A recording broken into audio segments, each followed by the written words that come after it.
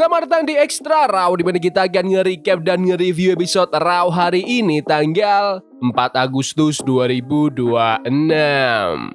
Roman Reigns buka segmen pertama Raw hari ini buat ngerayain kemenangannya di SummerSlam, sekaligus menyapa para penonton sebagai World Heavyweight Champion. Roman bilang kalau dia selalu menepati janjinya. Dia ngaku udah menyelamatkan WWE di Royal Rumble, mengalahkan CM Punk di WrestleMania, mendominasi sepanjang pertengahan tahun, dan kemarin baru aja ngalahin Seth Rollins. Dia sempat nyebut Seth sebagai brothernya sebelum akhirnya dipotong sama LA Knight. LA Knight datang dan ngucapin selamat ke Roman karena berhasil mempertahankan gelar World Heavyweight Championship, tapi dia langsung nyindir Roman sebagai juara palsu. Kata LA, Roman itu sepanjang karirnya cuma bisa ngandelin orang lain. LA ngingetin kalau dia udah berbulan-bulan nantangin Roman sambil harus ngadepin gangguan dari The Bloodline, dan sekarang dia menuntut pertandingan 1 lawan 1 yang adil tanpa ada campur tangan siapapun. Dia bilang tandingnya bisa kapan aja, hari ini di Money in the Bank atau bahkan di WrestleMania sekalian. Tapi Roman menolak mentah-mentah tantangan itu. Dia malah ngejek LA yang sok-sokan ngaku sebagai megastar dan mempertanyakan apa sih prestasi yang udah diraih LA. Menurut Roman, LA belum layak dapat kesempatan perebutan sabuk juara, dan minta-minta doang tuh nggak bakal cukup. Sebelum Roman pergi, LA balas dengan bilang kalau Roman dari dulu emang selalu sembunyi di balik punggung orang lain, bahkan sejak zaman The Shield dulu. LA pun mengklaim kalau sejatinya dialah uncrowned champion alias juara tanpa mahkota di WWE.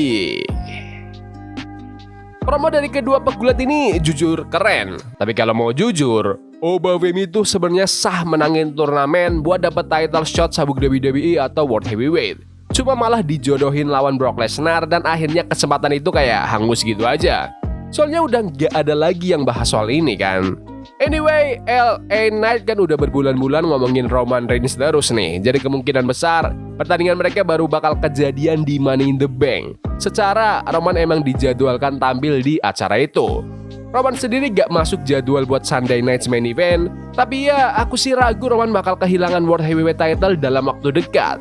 Kayaknya dia bakal memegang sabuk ini sampai setahunan deh. Masuk ke pertandingan pertama di Raw hari ini, Ethan Page berhadapan sama Javon Evans. Javon sempat mendominasi di awal-awal laga berkat kecepatan dan aksi-aksi aerial offense-nya, tapi Ethan berhasil memperlambat tempo setelah melempar Javon ke turnbuckle. Momentum pertandingan sempat bolak-balik karena kedua pegulat saling adu bantingan, bahkan Ethan beberapa kali hampir menang lewat jurus-jurus besar dan trik-trik licik.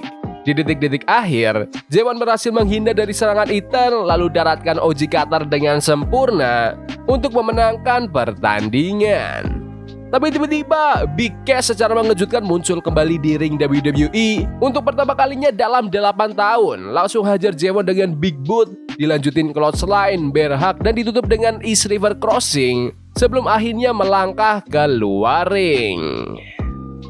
Aku nikmatin pertandingan pertama di Raw hari ini. Javon Evans dan Ethan Page punya chemistry yang ciamik di ring.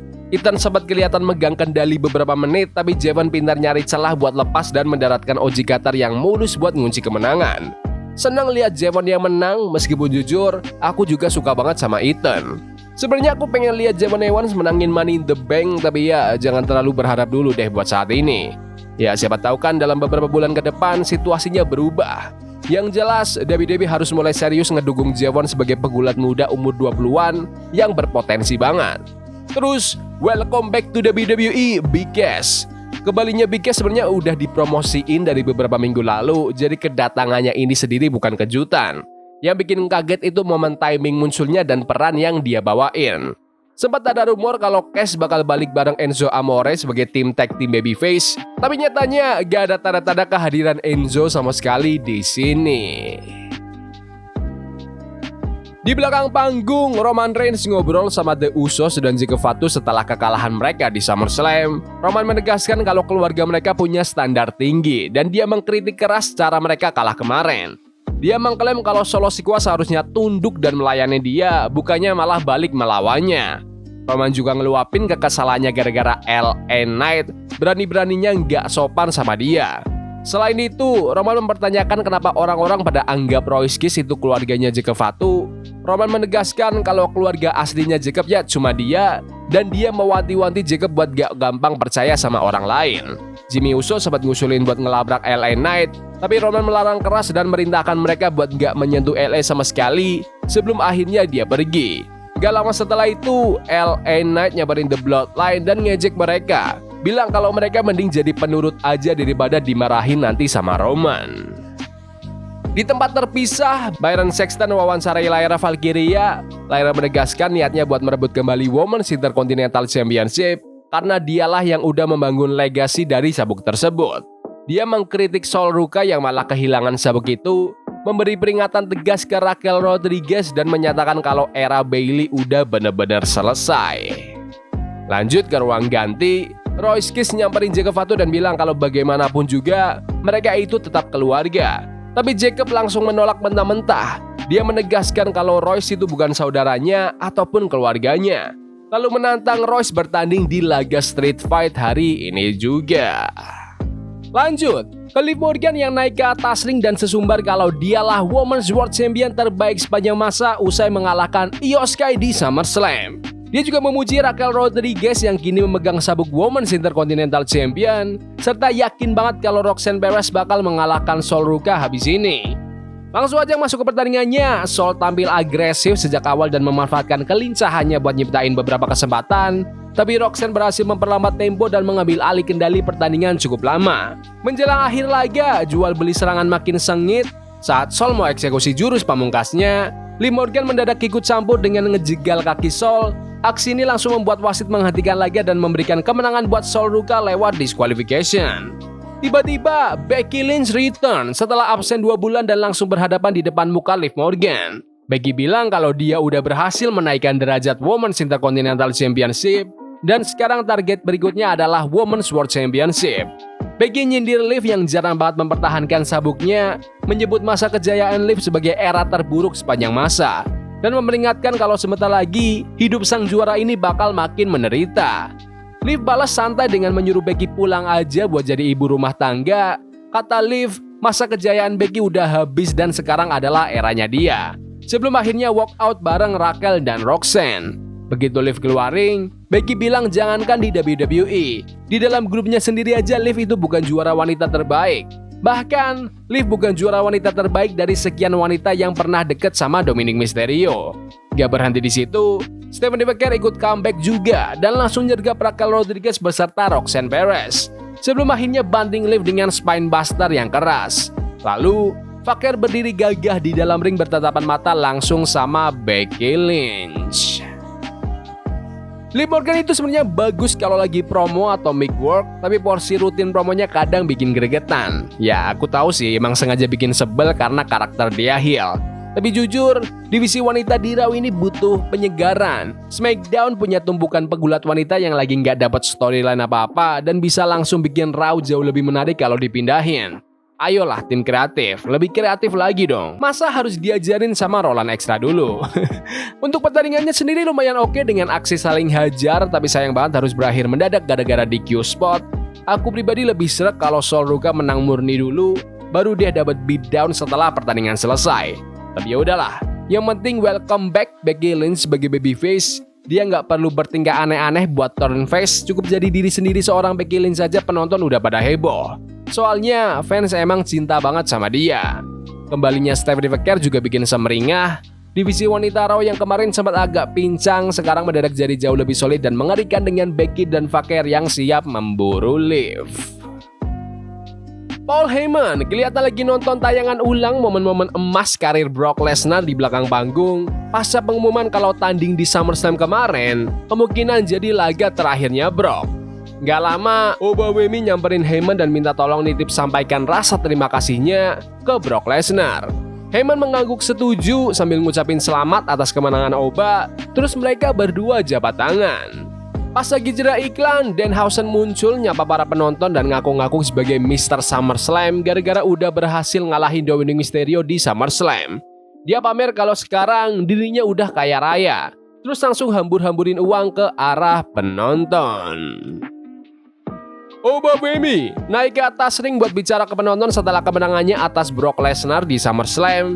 Dia bilang kalau dia dan Brock udah bener-bener baku hantam di dalam Hell in a Cell dan keluar dari sana dengan rasa saling menghormati. Oba cerita kalau awalnya dia kira tindakan Brock itu didasari rasa iri, tapi sekarang dia sadar kalau itu semua cuma ujian buat ngebuktiin apakah dia siap melangkah ke jenjang karir berikutnya. Dia ngerasa udah lulus ujian itu, nyuruh Brock buat istirahat tenang dan berjanji bakal memimpin generasi baru WWE sambil meneruskan warisan dari Brock. Dia juga ngasih peringatan, siapapun yang berani nantangin dia, siap-siap aja berhadapan sama The Ruler. Pas Oba mau balik ke belakang panggung, Bron Breakker jalan masuk bareng The Vision. Bron dan Oba sempat saling tatap-tatapan tajam sebelum akhirnya lanjut jalan ke arah berlawanan. Persaingan antara Obafemi dan Bron Breakker ini aura potensi besarnya kerasa buat kedepannya.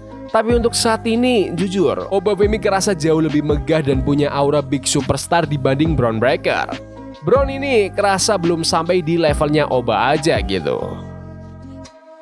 Lanjut, ke pertandingan antara Bron Breakker melawan Joe Hendry. Sebelum pertandingan benar-benar panas, Bron masih kedistraksi sama Obafemi sampai dia berkali-kali nengok ke arah lorong masuk. Hendry sempat memanfaatkan celah ini dengan melempar Austin Theory ke tiang ring dan menghempaskan Bron ke tangga ring.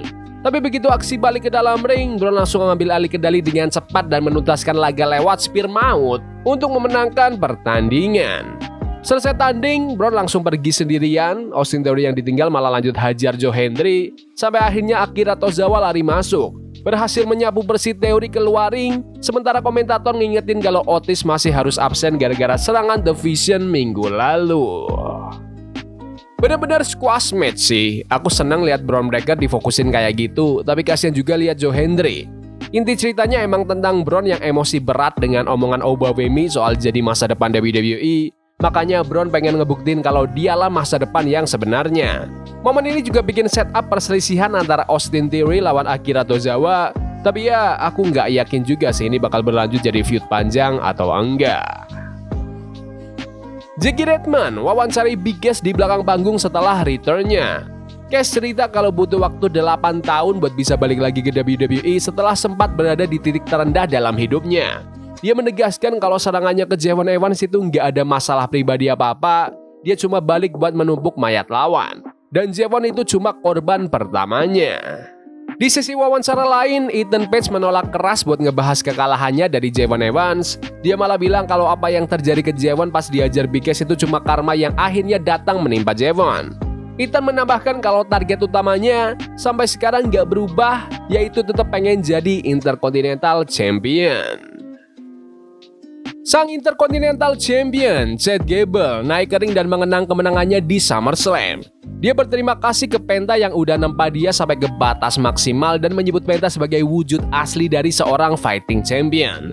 Gable juga berterima kasih ke para fans yang selalu ngedukung karirnya, termasuk di masa-masa sulit, dan bilang kalau dia udah menepati janjinya buat jadi juara tunggal. Dia menutup dengan bilang kalau dia bangga banget bisa jadi Intercontinental Champion. Penta mendadak muncul dan ngucapin selamat ke Gable atas sabuk juaranya. Dia memuji perkembangan Gable, bilang kalau Gable udah mendapatkan rasa hormat dari fans maupun dari dirinya sendiri, dan menyebut Gable sebagai salah satu pegulat terbaik di dunia saat ini. Tapi momen adem itu diinterupsi sama Dominic Mysterio dan JD McDonough. Dominic sesumbar kalau dialah Mysterio terbaik sepanjang masa dan bilang kalau The Judgment Day berniat menyapu bersih semua sabuk juara. Jadi ikut mengejek Gable dan Penta, sementara Dominic memperingatkan Gable kalau mereka bisa aja ngerebut Intercontinental Championship kapanpun mereka mau. Gable yang panas langsung nantangin mereka tanding tag team, detik itu juga dan Dominic menyanggupi. Langsung aja masuk ke pertandingannya, Gable dan Penta sempat memegang kendali di awal, sebelum akhirnya The Judgment Day mengisolasi Gable dalam durasi yang lumayan lama. Gable akhirnya berhasil lolos dan ngelakuin hot tag ke Penta, bikin momentum balik lagi ke tangan sang juara. Di penghujung laga, Dominic coba curang pakai palu bel yang dia sembunyiin, tapi wasit keburu mergokin dan nyita palu itu. Penta memanfaatkan kesempatan dengan memukul Dominic pakai sabuk Intercontinental Championship, lalu disambung Gable dengan jurus Chaos Theory untuk memenangkan pertandingan. Keren banget sih aksi Penta yang ngasih rasa hormat ke Chad Gable kayak gitu. Pidatonya Gable juga mantep. Tapi di episode Raw hari ini rasanya para pegulat dibebasin buat ngatur pertandingan mereka sendiri. tanpa kelihatan ada general manager yang campur tangan. Buat pertandingan tag teamnya itu seru, Chad Gable dan Penta bisa bekerja sama dengan rapi sebagai tim. Ya nggak kaget sih, secara dua-duanya punya rekam jejak panjang sebagai pegulat tag team papan atas dalam karir mereka. Dominic Mysterio sama Jerry McDonough kan emang sering kalah ya, jadi hasil ini udah biasa buat mereka. Pegulat cewek di The Judgment Day dibikin kuat banget, tapi yang cowok-cowoknya kok kayak nggak diperlakuin sama ya. Anyway, gerakan Mexican Destroyer dari Penta tadi kelihatan brutal. Kemenangan buat Gable emang udah keputusan yang paling pas. Di belakang panggung, Bron Breakker nyamperin Paul Heyman pas Adam Pearce lagi ngobrol sama Lyra Valkyria di deket situ. Bron bilang kalau Obawemi udah ngalangi jalannya dan dia pengen membereskan masalah itu. Dia nanya ke Heyman di mana keberadaan Oba, tapi Heyman ngaku nggak tahu menau. Bron pun nyindir halus kalau Heyman sama Oba kayaknya udah makin lengket aja sebelum akhirnya dia ngelangkah pergi. Waktunya main event. Jacob Fatu berhadapan sama Royce Kiss dalam laga street fight setelah Jacob menolak mentah-mentah pengakuan Royce kalau mereka itu keluarga. Pertandingan dipenuhi sama penggunaan senjata dan aksi baku hantam mengelilingi arena. Kedua pegulat saling sikat pakai kursi, candlestick, meja, sampai memanfaatkan area sekitar ring. Royce berkali-kali mencoba balas pakai serangan-serangan maut, tapi Jacob selalu balas dengan tingkat agresi yang makin gila. Di detik-detik krusial, Jacob memancing Royce menembus meja lewat aksi pop-up Samoan Drop, dilanjut Mighty Moonsault dan mengunci leher Royce dengan tongan death grip. Wasit akhirnya menghentikan pertandingan setelah Royce pingsan tak sadarkan diri, kasih kemenangan untuk Jacob. Dia ngunci lagi leher Royce pakai tongan death grip, berbisik ke Royce kalau ini urusan keluarga, lalu daratkan 2 kali running hip attack. Belum puas, dia mengapit leher Royce pakai kursi sebelum melepaskan hip attack sekali lagi. Tiba-tiba Roman Reigns berjalan ke atas panggung sambil memegang World Heavyweight Championship. Dia menatap ke arah Jacob dan kasih gestur hormat dengan mengangkat satu jarinya. Jacob juga lakuin gestur tersebut sementara penonton ikut mengangkat jari memberi hormat ke mereka berdua. Roman kemudian berjalan balik ke belakang panggung meninggalkan Jacob yang masih berdiri gagah di dalam ring. Di belakang panggung, Roman berpapasan sama Rey Mysterio. Rey menjabat tangannya dan memperkenalkan dirinya sebagai General Manager di AAA. Lalu bilang kalau ada hal penting yang mau dia diskusikan sama sang World Heavyweight Champion. Aksi yang seru, mereka nyajiin pertandingan fisik yang keras dengan banyak senjata yang dipakai. Gak gampang loh ngelakuin gerakan kayak power slam dari tali tengah ala Royce Kiss atau pop-up Samoan Drop nembus meja ala Jacob Fatu ke lawan yang badannya segede Royce. Tapi mereka berdua eksekusinya rapi dan bikin laganya hidup. Kunci utamanya di sini ada di alur ceritanya. Para komentator terus-terusan ngebahas betapa dekatnya Jacob dan Royce di awal karir mereka dulu. Dan sekarang Jacob tega ngelakuin ini semua cuma demi loyal ke The Bloodline. Ini bikin The Bloodline kelihatan heelish lagi meskipun status mereka sekarang bukan pure heel kayak dulu. Anyway, kemenangan Jacob di sini jelas langkah yang tepat. Momen di akhir juga kayak simbolik kalau Roman Reigns merestui apa yang dilakuin Jacob Fatu. Soalnya di awal acara kan Roman udah menegaskan kalau The Bloodline itu keluarga dan dia pengen Jacob membereskan Royce dan itulah yang beneran terjadi. Terus, kayaknya nanti kan ada acara WWE Triple Awards Collide di bulan September. Bisa jadi Roman bakal tanding di sana atau mungkin mereka bakal bikin The Bloodline tanding di laga tag team. Menarik banget nih buat ditunggu. Oke, secara keseluruhan ini episode yang seru dan asik buat diikuti dari awal sampai akhir. Banyak hal menarik yang bisa kita nikmati di episode perdana pasca SummerSlam ini. Divisi wanita dapat amunisi fresh dengan kembalinya Becky Lynch yang langsung jadi babyface. Plus makin mantep karena Stephanie Foucault juga udah balik. Ini jelas bakal mendongkrak kualitas divisi wanita banget. Alur cerita The Bloodline juga makin berkembang. Roman Reigns makin kelihatan sifat egomanianya. Dia ngerasa levelnya jauh di atas LA Knight dan sama sekali nggak tertarik buat melayani tantangannya. Sikap LA yang bikin Roman emosi ini akhirnya dimanfaatkan buat ngembangin cerita lewat Jacob Fatu yang secara brutal membantai sobat lamanya Royce Kiss di partai utama yang keren. Kerjasama Chad Gable dan Penta juga kelihatan solid sebagai tim, tontonan yang memanjakan mata. Terus penampilan Jewan Ewan juga impresif sebelum akhirnya dia diamuk sama Big Cass yang baru aja return. Menganalisis ke depannya, kayaknya bulan ini bakal jadi tantangan tersendiri buat acara mingguan WWE. Soalnya dalam sebulan ke depan mereka cuma punya Sunday Night Main Event buat dibangun alur ceritanya.